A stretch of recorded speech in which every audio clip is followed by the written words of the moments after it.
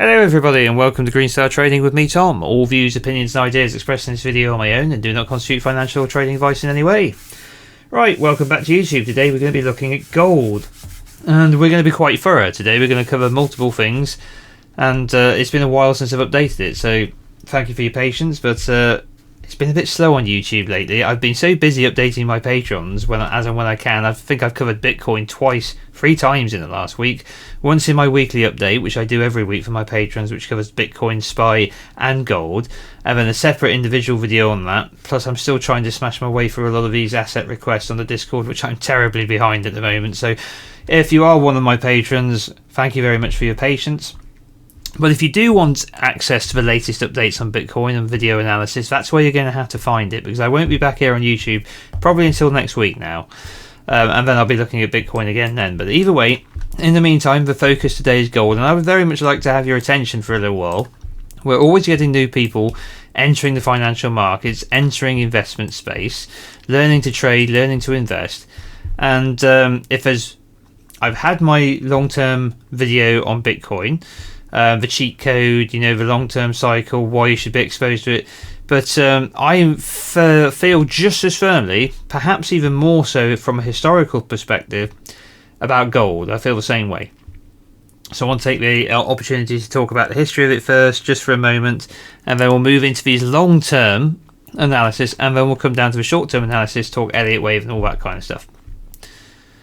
So gold. Basically, if we look at the chart, obviously not all of this is digitally recorded, live data. The chart here effectively goes back to the early 1800s or mid 1800s. This is basically inputted data, analog data, where gold was fixed to a set dollar value through two separate periods of its life. Where we've got the initial $20 gold, right, and then we've got the Bretton Woods priced gold, which was the Bretton Woods Agreement. Gold was fixed to the dollar at this time because the dollar was on a gold standard. The United States was on a gold standard, and along with it, most of the world. Now, gold started to rise during the 1960s, the expense of the Cold War, building all those nuclear weapons and fighting an unpopular war in Vietnam, and Johnson's big society programs, a whole bunch of stuff, right, was going on in the United States, which meant they were spending more money than they had. Okay, spending more money than they actually had gold to back. And, the global market sniffed this out, and other participants who'd lent their gold to the United States for protection during the Second World War and held it there ever since for protection during the Cold War against potential Soviet invasion, occupation, financial security in the world's greatest superpower, or one of the two world's greatest superpowers that was allied to the Western interest at the time, right, kept their gold in the United States. Now, obviously, as the United States started to spend money that they didn't have, this activity got sniffed out famously by Charles de Gaulle and the French first, who were the biggest repatriators of gold during that period and the most vocal about it. They started to take their gold back. Well, gold started to fly out of the United States at a pretty terrifying rate because there was a loss of confidence in the dollar-led gold standard at the time, the Bretton Woods Agreement, as it was. So it got so bad that when we got to 1972, the then President Richard Nixon decided that he was going to close the gold repatriation window, thus ending the gold standard in the United States, taking the dollar, detaching it from gold forever. I think he expressed it as protecting the dollar from reckless speculators or something like that. Total bullshit, of course. It was simply the market holding an irresponsible nation to account, and the Americans didn't like it. So they stopped everybody else from being able to claim their gold back. So Britain, my country, France, many others who'd stored their gold in the United States were told, no, it's ours now, you can't ever have it back, sorry. But it now belongs to the United States. So, nah. And meanwhile, we're detaching gold from the dollar so we can print as much of it as we like forever. And since you've been buying all of our, we've been exporting our debt to all of your countries, and you've been giving us your gold, you can keep our debt, which you will now use as reserve for your currency, because if we detach from gold, you're detached from gold, and there you go. So ever since that moment in 1972, August 15th, I think it was 1972, we've been in a fiat global system where all currencies essentially are backed by the dollar, and the dollar is backed by thin air. So that's just monetary history from that point. So from that point, we leave behind the historical period of fixed pricing for gold, and we entered price discovery mode, and it's been in that ever since. Now, this price discovery mode is based off how much currency there is, because gold here is money, right? The dollar is currency, and money will sniff out the devaluation of currency. So what we're seeing here is the chart go from left to right, bottom left to top right. And it will continue to do so for as long as there is more currency being printed in the world than there is money to back it. Money being gold in this case, remember. Now, gold obviously also has demand-driven price-driven demand from industry. It's a great conductor. It's, you know, it never spoils, it never tarnishes. It's perfect for a lot of industrial processes. But really, we're talking it as a monetary metal, right? So money will continue to increase in value for as long as currency continues to decrease in value. Currency decreases in value with the constant printing of currency, which isn't backed by money. This is money. Okay, and I came to that realization sometime between Q3 2015 all the way through to about Q1 2018, where I went through this monetary history discovery period, where I read all the books and did all the research, watched all the YouTube programs and documentaries and stuff at the time, and became very convinced that I needed to start accumulating physical gold and getting exposure to paper gold as well via financial markets, and I've been building positions ever since. Now, that's been a rewarding process, admittedly, but gold during a lot of this period has been despised, disliked, and even mocked and insulted, especially by the more newer monetary crowd of a new monetary supporters of a new monetary system, which is the idea of Bitcoin also being digital gold. You know, even better, you could argue in some ways, and I don't necessarily disagree. I'm a proponent of Bitcoin, you know I am.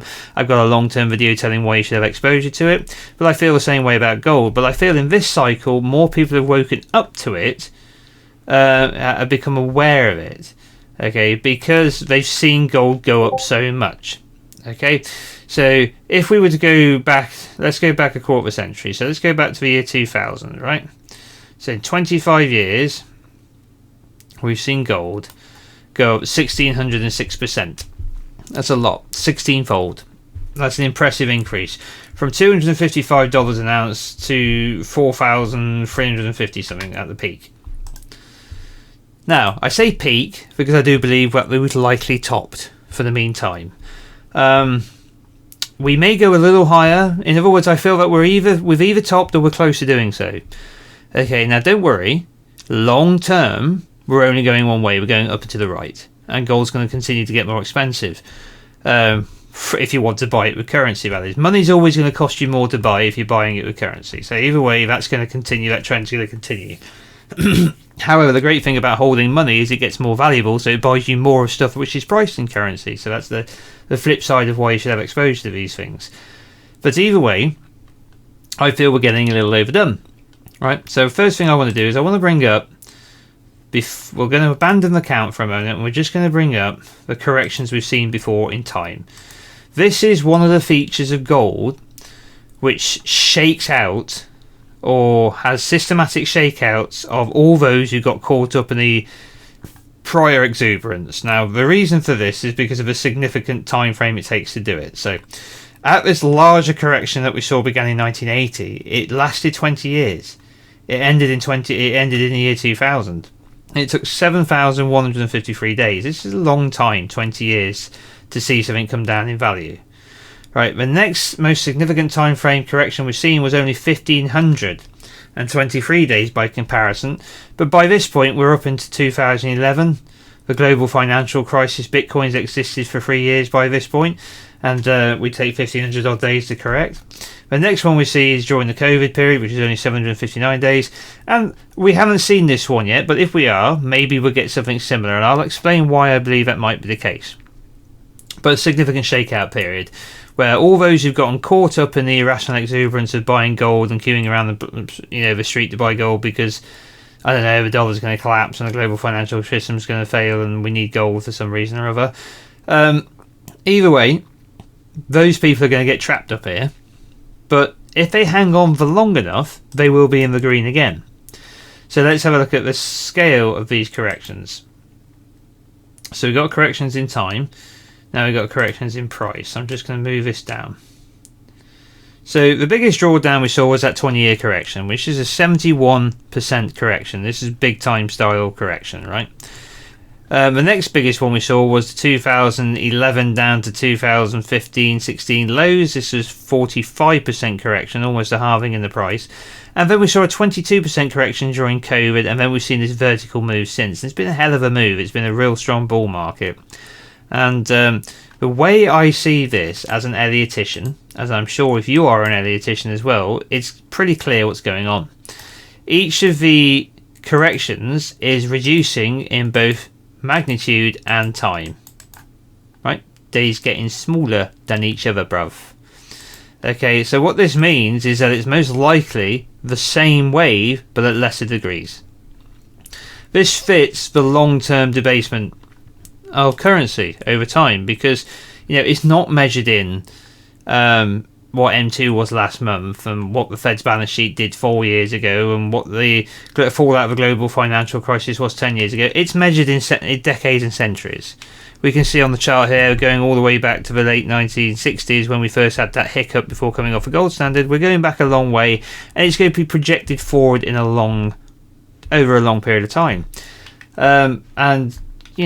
Nobody knows what the future holds regarding monetary policy. Are we going to try and inflate away the debt? Do we have any other choice but to try? Do we establish a new gold standard at some point in the future? Do we have a digital-based system? Nobody knows. All we know is that ever since we chose currency over money, the value of money has increased and the value of currency has decreased, and I expect the two to happen for as long as governments need funding. And they are not running surpluses, they're running deficits. This trend will continue, and I don't see any possible way of that ending. In fact, you could argue if we enter a big deflationary period where there's mass unemployment due to AI, then government funding is going to become more expensive, and there's going to have to be more government spending to cover all of the benefits and all of the issues which arise from having publicly funded systems, and the spending is going to have to increase. Some people might argue that productivity will make up for that. I'd argue there's absolutely no evidence that's going to be the case at all, so we'll have to wait and see. But either way, for as long as we need to print currency into existence, the value of true money is going to continue higher. I believe gold is true money. I believe Bitcoin is true money. Enough said. So now, let's now look at these long-term counts. So we've spoken about the corrections in time, and we've spoken about the corrections in price. So now we can put some figures around this, right? The 20-year correction of 1980 to 2000 was the Grand Supercycle Wave 2. It was a sharp structure, and it took 20 years to complete. The next wave we have is Supercycle Wave 1 into Supercycle Wave 2. This was 2011 down into 2015. I'm not convinced yet we've had cycle wave degree completed, but I think that's what's going to be coming next after 5 waves up. Now, how we get 5 waves up is what's up for debate, and that's basically breaks down into one or two ideas I've got, which is, well, one of 3 ideas to be honest, on this time frame. This is Grand Supercycle 2, I don't argue with that. This is Supercycle 2, I'm not going to argue with that. So we are now in Supercycle 3. And we are either going 1, 2, 3, 4, 5 at primary degree, cycle 1, cycle 2, 3, 4, 5 into supercycle 3. So you see what I'm saying? 1, 2, 1, 2 again. Maybe not quite that severe, but 1, 2, 1, 2 again. But at a smaller wave degree. Or we are going 1, 2, 3, 4, 5 already in cycle wave 1, now cycle wave 2. Then off into cycle 3, 4 and 5 of supercycle 3. Or finally, all of this is supercycle 3, and these are cycle wave degrees in between. So we've gone 1, 2, 1, 2 at cycle, 3, 4 at cycle, here's 5 at cycle, supercycle 3, supercycle 4, supercycle 5.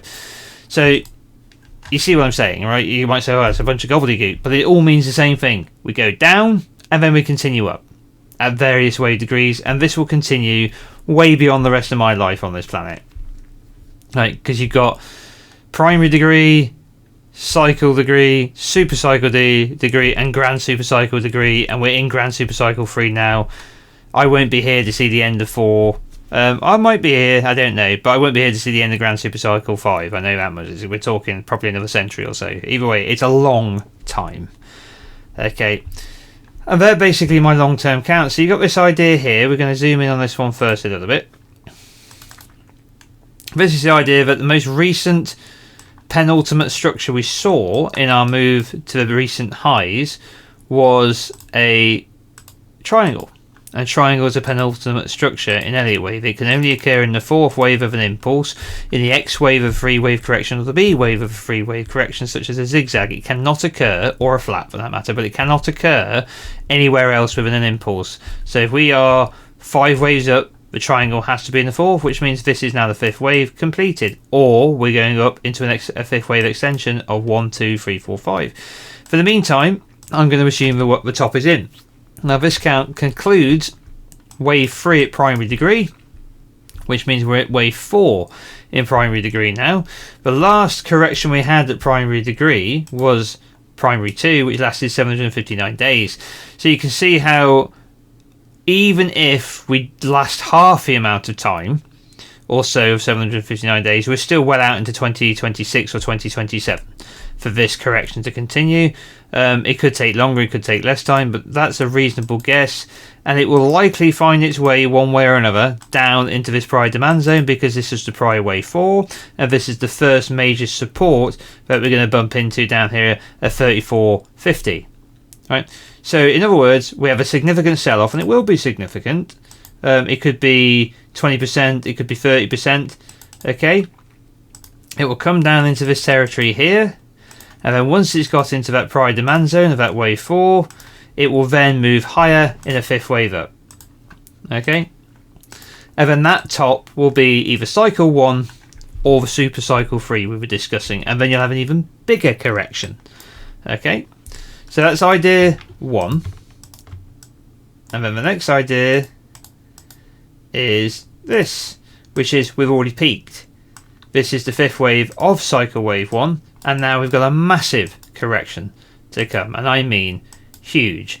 Now we could continue higher in the short term. Like I said, we either peaked or we're in the process of peaking, but if this is the case, then it won't be a correction down into the 34.50 region. It will be a correction down to around the $2,000 region. And the reason I think that is that represents essentially a very strong area of support.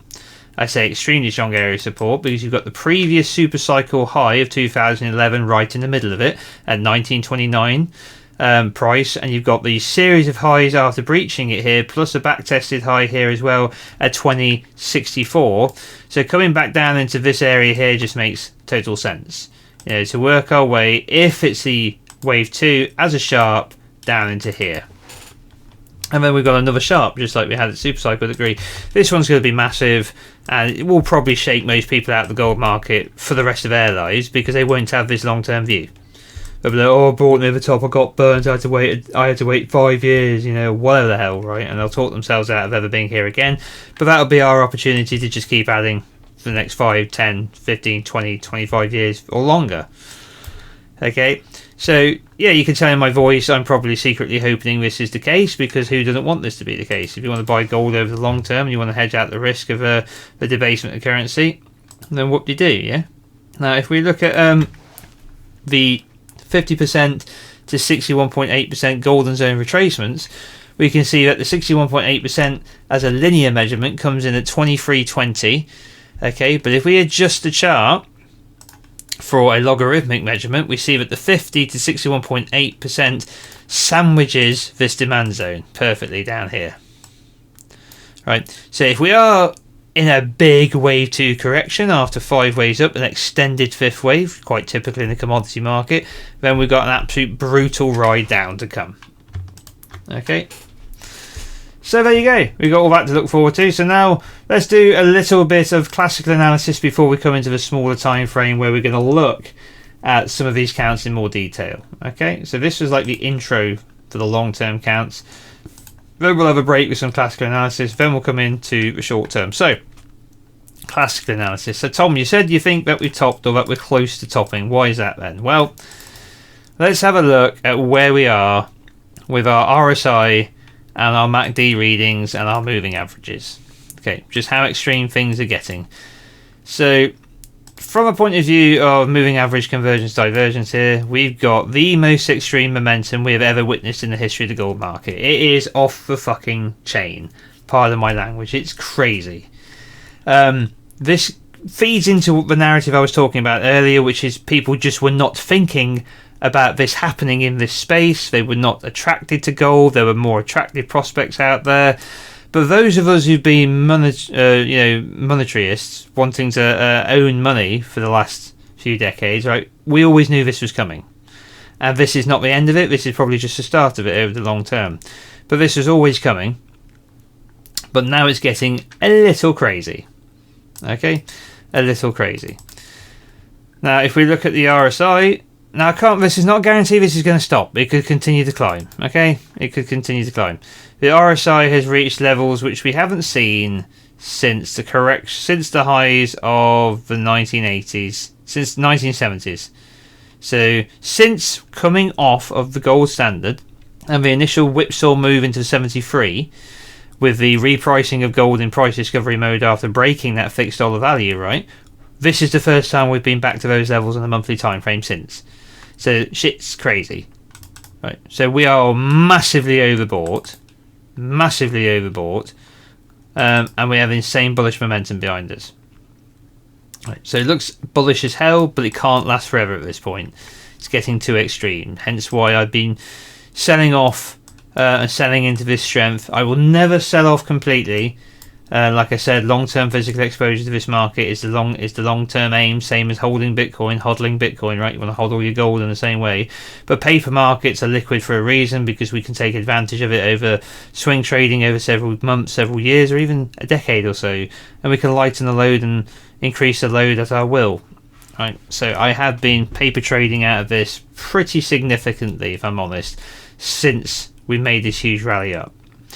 So now, if we come down to the weekly time frame, we can see that that momentum has started to wane a little bit, right? The dark green bars on the histogram here.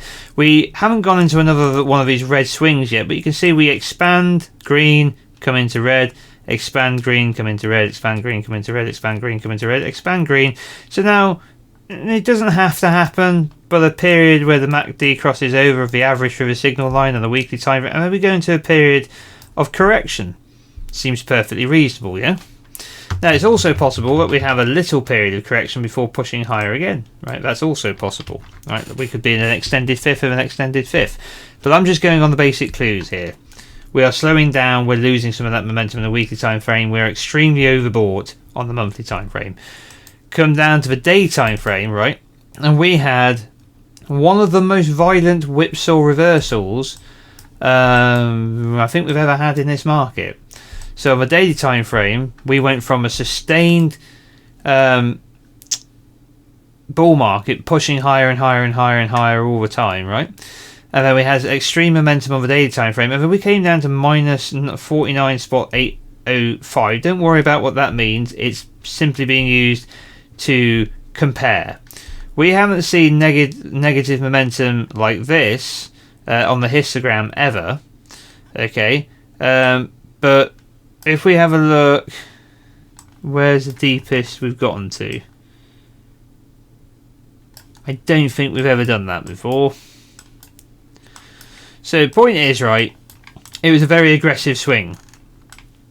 Right, there's some massive selling came in, some really violent selling came in. We can tell by the sheer verticalness of the average through the signal line here, came straight down below the zero bound and did it in a few days from a very very elevated position. And there was a little bit of bearish divergence at the highs here on the daily time frame, but only a little straight back into neutral. We have not reached oversold conditions of a daily time frame. If we look at these longer term corrections we've observed in the past, so let's bring those up for a moment, corrections in time, bring up our simple count. Right, we can see that we get periods of oversold in the weekly time frame at the end of them. We did here during 2018 as well. We did here during the 2013. If we go all the way back to the Grand Super Cycle, we had a sustained period of bullish divergence over many, many weeks throughout the whole end of the correction and the subsequent rally. On the monthly time frame, we can see that these bear markets, like the Grand Super Cycle, came deeply down into oversold. Super cycle came down to oversold on the monthly time frame with bullish divergence. And we haven't had a cycle wave degree correction yet, but primary wave 2 came down pretty deeply. So we're still way elevated, is what I'm saying. Which is, if we're going to correct, we've got a lot of correcting to do. So why am I saying all of this? Well, this is not financial or trading advice, okay? But I don't want to be buying here, right? Now, I have the luxury of already being exposed and already having profited from this. So I am in a situation where some people who don't have gold exposure don't have that luxury. But even if I didn't have any gold exposure, if I knew what I knew about markets and what I knew about technical analysis, then I would not want to be buying here. Not in any significant way. Short-term trading, maybe. Long-term, decade-long exposure, probably not from here. I would like to see a significant correction. But what you do with your own money is up to you. Okay? So that is basically the classical analysis, which can be summed up as shit be crazy, can't go on for much longer, one would have thought, but the market can always be more irrational for longer than you can stay solvent. So I might not be buying here. Would I short it? No, I'm not going to short it. It's still a global geopolitical sensitive asset. It's monetary debasement driven, but it can still whipsaw violently, and I would never want to take on that kind of risk. But so I would never short it per se. But I don't want to be loading up heavily here. Okay, not after a triangle here into a potentially fifth and final wave up. So on that note, let's now wrap things up with the Elliott wave counts and the little bit more detail that we've got. So what evidence do I have that we're in a fourth wave? Right, so let's bring up my primary count. What we're going to look at here is the move off of the 2015 low into the high of 2020, and what I see here, if I can just tidy up the chart a little bit, we're going to get rid of some of these fibs. Right. In fact, do I have a simplified version? This one. Let's go for this one. It's got all the data I was pointing at. So if we take the length of the wave 1 and project it from the wave 3 as a Fibonacci wave extension, we come exactly to the 261.8% extension of wave 1 from wave 2 to find wave 3 at the same wave degree. 1, 2, 3. Very typical wave 3 extension. 1618 tends to be the first you reach.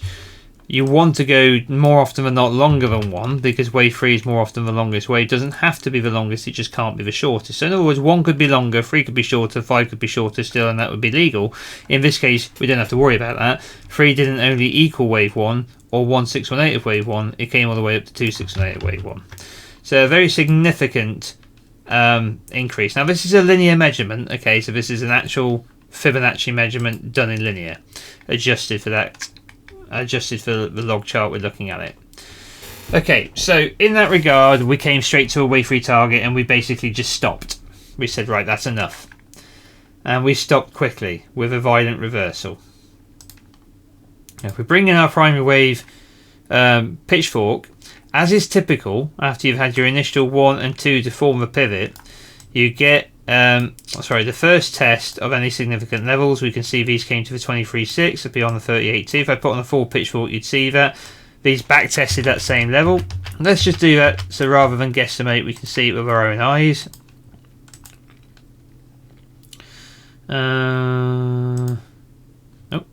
Excuse me. There we go. So moving between the levels in the pitchfork, we are going to spend the initial move off of the low below the median line until we get into the wave 3 of the 3, and then we'll clear the median line. So we come up through these levels to the 23.6, we come back to the 89, we come back to the 23.6, we come back to the 61.8, we come to the median line, we come back to the 23.6, we breach the median line, and then we start climbing. Now once we're above that median line of this primary pivot, we've stayed above it. We put in a wave 4 at the outer bound of it, and then we become even more extreme, pushing for the 261.8% target for a wave 3 right to the extreme outer bound of the pitchfork. So, but the chances now of revisiting this median line are based on either the severity or the time consumption of the future correction we're likely in. What does that mean? Well, it either means we come down here in a hurry, right, and we breach all of these levels we'd expect to hold, or we take our time to get back to the median line and we finish within the territory we'd expect to hold. Okay, and either could happen, or we don't have to be so bearish. We can work our way down to the outer edge and we can push for the extension of a higher wave extension, perhaps the 3618 like this, or even the 423.6, even higher. That's possible as well. If it's really, really bullish, we could continue to do that. So either way, we've hit the 2618, we've hit the extreme outer bound of this pitchfork, right, and we've had a pretty violent reversal up here, and we have observed a penultimate structure, a triangle, before peaking. All of those things suggest that the top is either here or close, right? The wild card being a fifth wave extension, which means this could be 1 and 2 again, and we could just continue to go. If that's the case, we'll seek out a higher high, we'll seek out another major extension, right, which means we could go a lot higher, right? But we can't ignore that we've had a penultimate structure in here, we've hit these targets.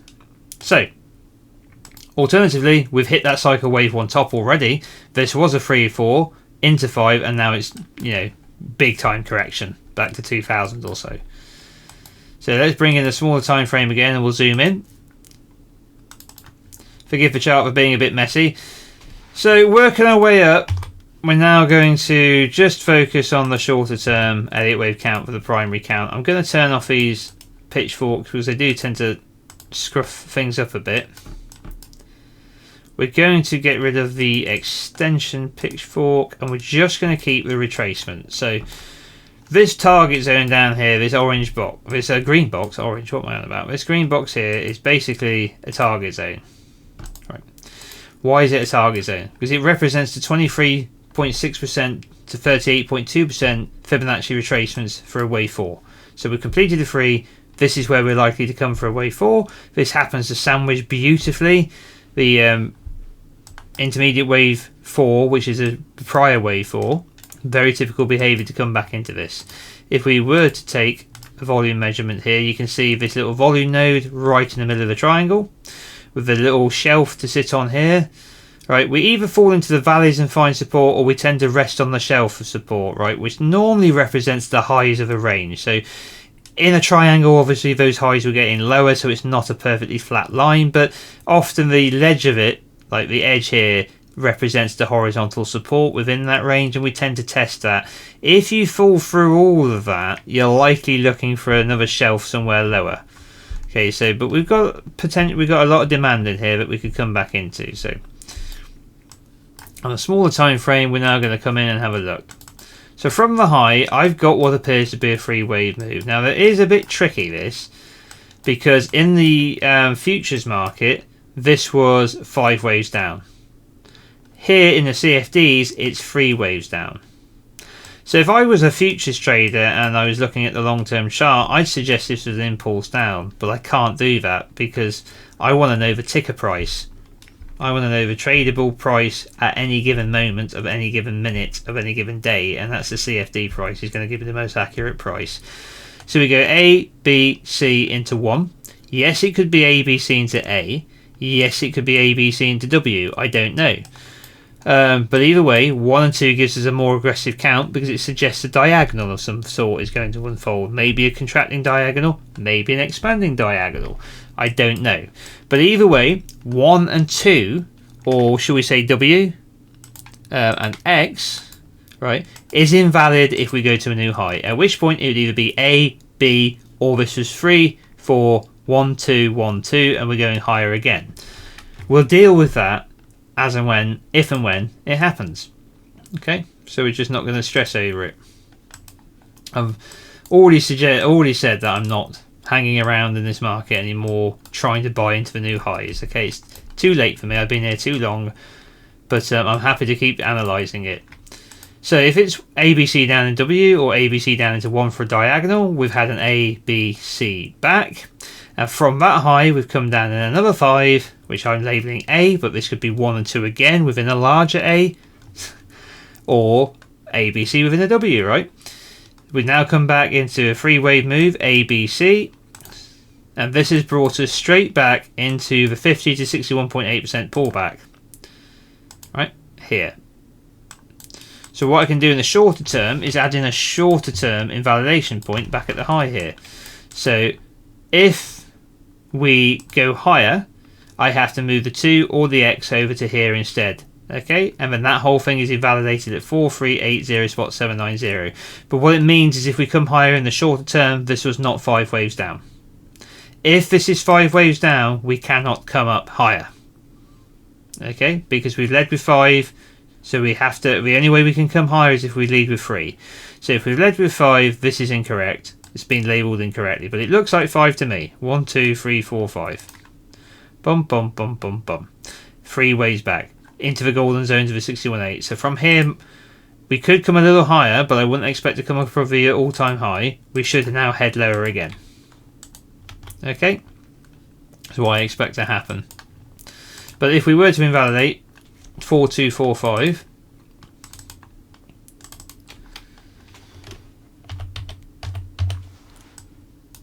right, then we would just move the 2 or the X for explaining this move over to here. If we make new all-time highs, right, then it's 4. I go above 4380 spot 790. Then we have to look at this count bullishly instead. Right, and we will cover a short-term bullish count in a little while. So let me just shift all these into the primary count, and that's how I'm choosing to look at this correction in the meantime. Now there is a possibility that we're going to build another triangle, right? But that I don't. It's so early. I don't know anything. All we've got so far is an A wave, potential B, but not for certain. This could be A, B, C, B into here, C0. So we just don't know. Right. Very, very early days. But that would be a larger wave 4 because the last structure was a triangle as well, which suggests that was a smaller wave 4 at a smaller degree. So I put it up here. Maybe it turns out to be this, but it's too early to guess. Right. In the meantime, just a bearish pivot makes more sense. So then we've got the short time frame alternate. The alternate markets topped into a wave 1 instead of a wave 3. This will be 1 and 2, 1 and 2 again, so we don't need to add that. So the short time frame alternate bullish. So let's say short time frame bullish would be fairer. Forgive me, my throat's getting a bit sore.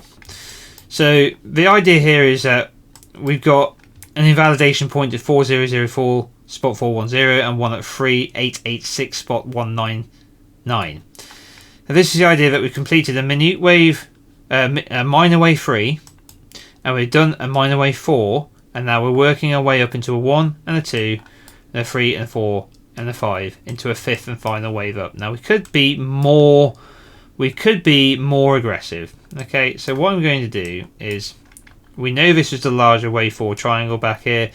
I'm going to suggest the possibility that we've gone 1 into 2, 3, 4, 5, and this would have to be at minute degree, minor degree, excuse me, minor degree. Put this in orange, so we're not as far ahead as we thought we were in the 3, 4 into 5. This could all just be a wave 1 into a 2, extremely brief, extremely short in time frame, doesn't have the right look at all, but it's possible. Okay, now if that's the case, we go into an extended 5th, and this could be a lot bigger. This could be 1 and 2, 1 and 2, 1 and 2, 3 and 4, 3 and 4, 3 and 4, 3 and 4, 5, all the way up. I don't even want to think about what targets we could be talking about, okay? But this idea breaks down if we break 3886 spot 199. In the shorter term, we have a much closer invalidation point of 4004 spot 410. This invalidates the idea that this move up here was a 5-wave move into minute 1, 2, minuet 1, 2, and so on and so forth.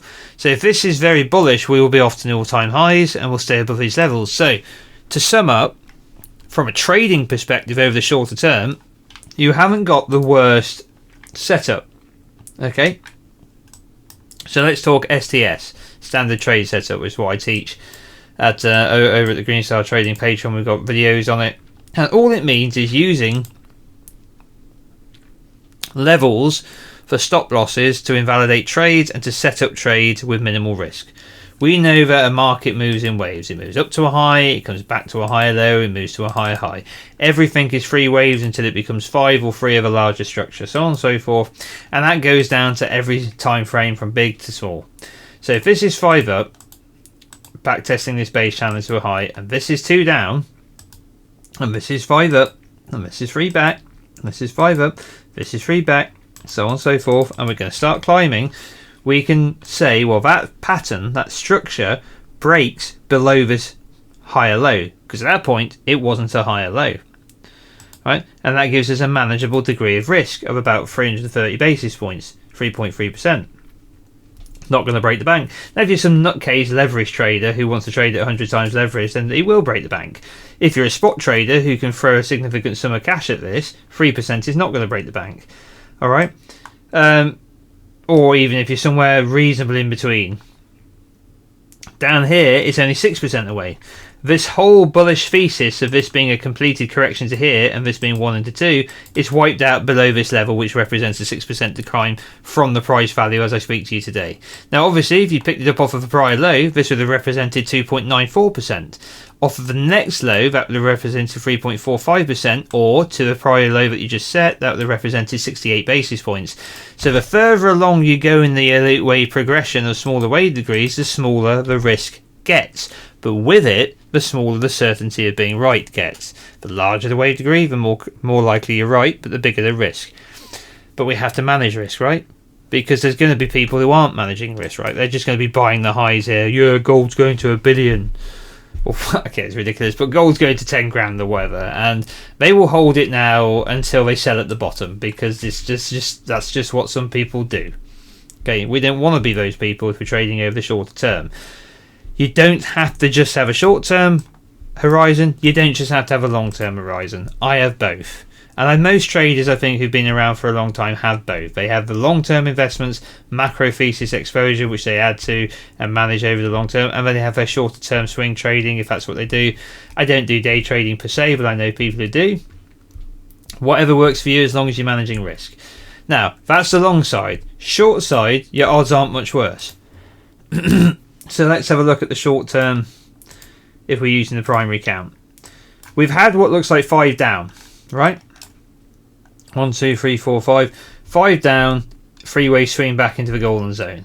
From here, we've got a local invalidation point at 424500. So if we were to come up to here, we can see that a short trade to this high, right, is 2.62% away. 262 basis points, and to the all-time high, right, it is within 6%. It's roughly 50-50, right? We've come back to the 50-60-18. So in this pivot here, we're inside of an internal correction. Here's the swing high, here's the swing low, here's the swing high, here's the swing low. All of it is internal to this pivot. This one here and this one here. Swing high, swing low, all internal correction currently, right? This gives us a price level between two extremes, which gives us the total amount of risk, long or short, that we can manage. Okay, and that's the total, not necessarily shrinking it into smaller chunks, smaller trades, smaller time frames, whatever. That's all down to you to manage. But either way, you can see that either way, it's not going to break the bank. The risk is manageable. Why am I saying all of this? Because if you just listen to a YouTube channel, some bloke on YouTube like me who says, I reckon it's probably top, so it's probably going lower, and then you don't trade long off of it, you think you get to blame me for your error. But you don't. That's your responsibility, right? And I'm just proving to you that you don't have to agree with my long-term view or my short-term view. You can just trade it. Right, now I know some of you are not interested in trading, so why are you watching an 8-wave technical analysis channel from a trader who's talking about it in that way? Maybe you just find it interesting, I don't know.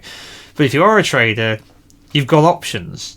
Take responsibility for those options, and if it goes to new all-time highs, you get to come into my comment section and go, oh, Tom, it's gone to new all-time highs, so you were wrong about the market top. And I'll be like, yeah, fair enough, well done. Hope you're making some money on your trade. Let's go to 5 grand, let's go to 6 grand, whatever. And if it implodes from here, you say, oh, I took the opportunity to short it and I'm well in now. Cheers for the advice. I said, I didn't give you any advice. You made the decision yourself, but well done. Right, and that's how grown-ups deal with trading and responsibility. So enough lecturing, because I know I've gone on and on and on today. So let's sum up.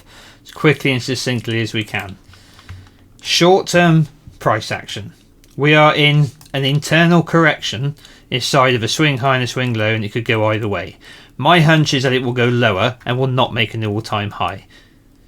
If you believe it will make an all-time high, the best explanation for it is that we are now in a fifth and final wave up, and we've completed the 1-2-1-2 of that fifth and final wave, or we are in a larger wave 5 extension. This is 1 and 2, and we're now extending into the third. Either way, we will stay above 3886.99, and we will make new all-time highs pretty briskly over the coming weeks and months, and the sky's the limit if that's the count, because a fifth could blow off within a fifth within a fifth. We're in the commodities market. Things be mental, can go mental in the fifth wave, right? And there's your short-term analysis. Long-term analysis, we've either peaked up here, or we are going to peak relatively soon. Either into a new, I'm talking on the multi-year time frame. We've either peaked or we're going to peak relatively soon. And then we are going to have a sustained period of correction, which could be absolutely brutal at a larger wave degree 2 down to the 2000 and below, or it could be more time wasting and sideways back to maybe 3500 region or slightly lower. Right. So thank you very much for joining me on this technical analysis and long-term analysis and short-term analysis of gold. I hope it's been useful to you. If you like what you've seen and you want to see more, then please feel free to subscribe, smash the like, hit the little bell notification icon to remain informed with future video releases.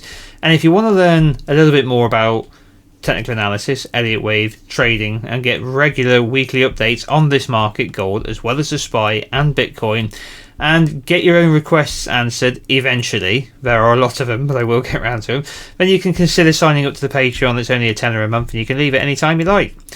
There's a link in the description box below. Either way, guys, take care of yourselves, and I'll be back as soon as I can. Don't do anything stupid, manage risk, and I wish you all the best. See you soon. Bye bye.